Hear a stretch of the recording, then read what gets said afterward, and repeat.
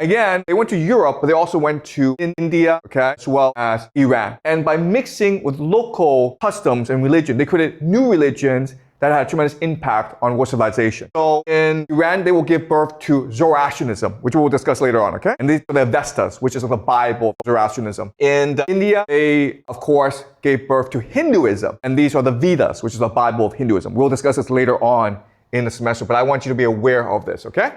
So again, we know that this happened at first because of linguistic studies. When we look at different languages, we discover there are common words to them. So let's look at father, okay? In Latin, it's pater, Greek, patri, Persian, padar, Hindi, pita. Pretty similar, okay? Similar with mother, matar, mitera, madar. So from different linguistic studies, we know there had to be a common language to all of them. That's why we hypothesize about the Proto-Indo-Europeans. This is an even more stark example where the Proto-Indo-European 2 is Dwa, okay? And you can see how it spreads to other languages in the Proto-Indo-European family, so that you go from Dwa to Hua to Tu in English, okay? So all these languages are interrelated. That's why if you speak one, like English, it's pretty easy for you to learn the other languages as well. Whereas if you speak Chinese, it doesn't really help you when you go learn other languages, okay? All right, now linguists have done studies of words that are distinct to Proto-Indo-European. And these are the words that they discovered, okay? Bull, cow, ox, ram, eel, dog, grain, cauldron, wrestling, wealth, households, families, clans. These words are unique to their culture. And therefore, we're able to group these words together and discover there are 4 characteristics, okay? First of all, they have lots of words for wheel. They have words for dairy.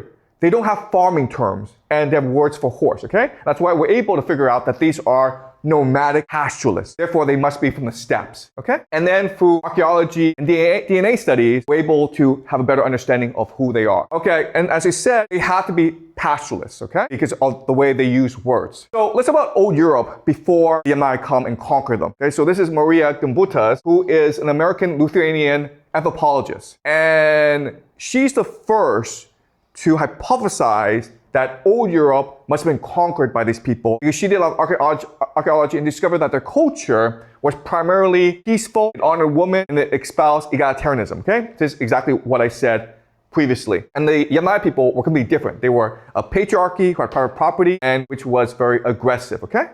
She wrote many books, The Language of the Goddess, and her work is amazing, okay? So if you have a chance, please do study her work. And so let's read what she wrote, okay? So this is the mother goddess civilization, something that we thought we'd discuss a lot in this class. The goddess in all her manifestations was a symbol of the unity of all life in nature. Her power was in water and stone, in tomb and cave, in animals and birds, snakes and fish, hills, trees and flowers. Hence the holistic and mythopoeic perception of all the sacredness and mystery of all there is on earth. Okay? So again, this is religion that practices balance and harmony because everything is sacred. Therefore, you cannot destroy life without first getting permission from the mother goddess, okay? This culture took deep delight in the natural wonders of this world. Its people did not produce lethal weapons or build forts in inaccessible places as their successors did, even when they were acquainted with metallurgy.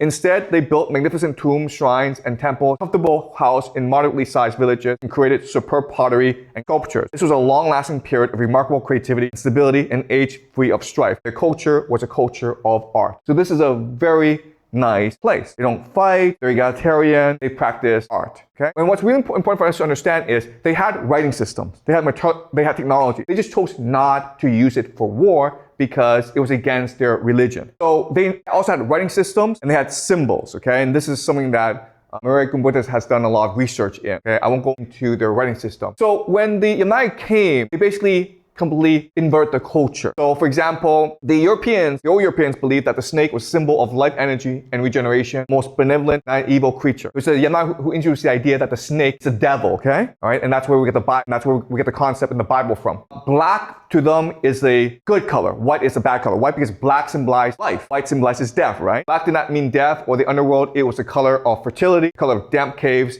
and rich soil, the womb of the goddess where life begins. White, on the other hand, was the color of death of bones, okay? And again, when the Yamnaya come, they will invert this. What's really important to understand is, in this society, women are in control of their power and agency. And why? Well, it turns out that this book, Sex at Dawn, okay? It turns out that women are just better at managing social relationships than men are, okay? So this is Sex at Dawn by Christopher Ryan. And he tries to show us that for most of human history, women had sexual agency. And one piece of evidence is the fact that human men have larger penises. In fact, the largest penises of all primates, okay? So gorillas are much bigger than we are. We have bigger penises. Why?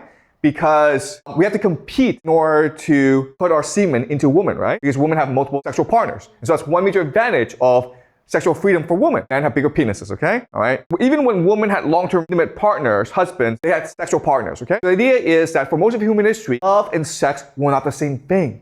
Love is intimacy. Sex is just fun. In some societies, women would have many husbands, usually brothers, okay? And that's a way to maintain peace and harmony in your society, okay? If a woman is allowed to marry many brothers together. All right, so the book looks at the Malaysian people where they practice sexual freedom for woman. And the explanation is that semen was essential to human growth and development, okay? So if a bride got married, then all the men would come and impregnate her because the idea is that semen is sacred and they want to give her as much life as possible, okay? All right, now you may be disgusted by this, okay? But I think there's a very good counter-argument, okay? So the argument is that it's not honorable for a woman to love anyone except her husband, that this evil being among them, he himself was not sure that his son was there present, was his son, okay? So the system sucks because if you're a guy, how do you think that person is your son? And the natives respond by saying, you French people, okay? So he's talking about the French missionary. You French people love only your own children, but we all love all the children of our tribe, okay? So that's what humans can do. We can love each other. There's no limit to our love. So in the system that we have today, a patriarchy, we only love our own children. But in their system, the ancient system, everyone loved each other's children, okay? Everyone loved all children. And quite honestly, in this system, it's better to be a child, right? And in this system, we would never ever develop depression, okay? All right, again, women are just better politicians than men because women are more willing to cooperate, women have more emotional intelligence, and women can use sex and gossip as mechanism of control, okay? So this is all pretty common sense. But the question then is, if this world is so wonderful, why did it collapse? Well, there are three major issues with agricultural societies, okay?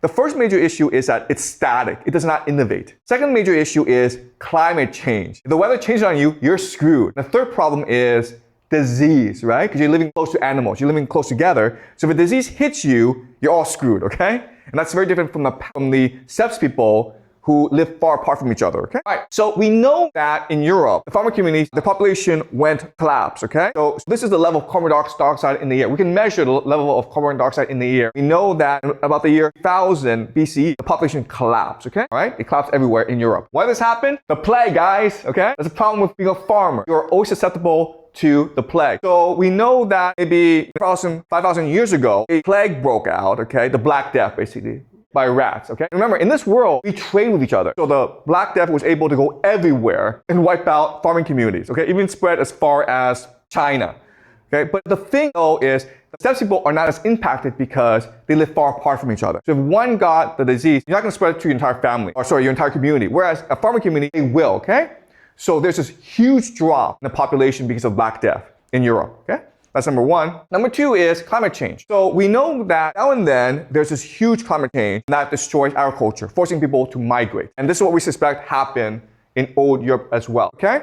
And so what's happening now is that because your society is static, because of disease, because of climate change, the population in Europe went all the way down, leaving the Yamnaya opportunity to come invade, okay? And they did come invade. So as you can see, when the agricultural people came, they came as families, okay? So the blue is the man, the red is the woman, okay? So 1 to 1, they go into Europe. But when the Yamnaya come, they come as young men, okay? So it's mainly blue, okay? And of course, what do young men do? They come and they steal your woman, okay? That's what young men do, guys. All right, and over time, what they will do is slowly establish new cultures because what's happening is that their culture is blending with other cultures as well. And why this is happening is the geography is different, right? So in the steppes, they have a certain culture. When they move to agriculture, they now have to combine their culture with the local ones.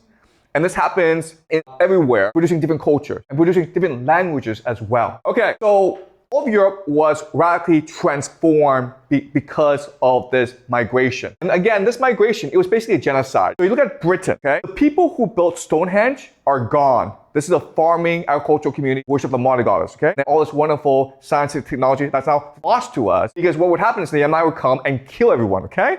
So the blue is the farmer people, the red is Yamnaya. Total genocide, okay guys? Men and women were all killed. Why? Because maybe men and women chose to fight together.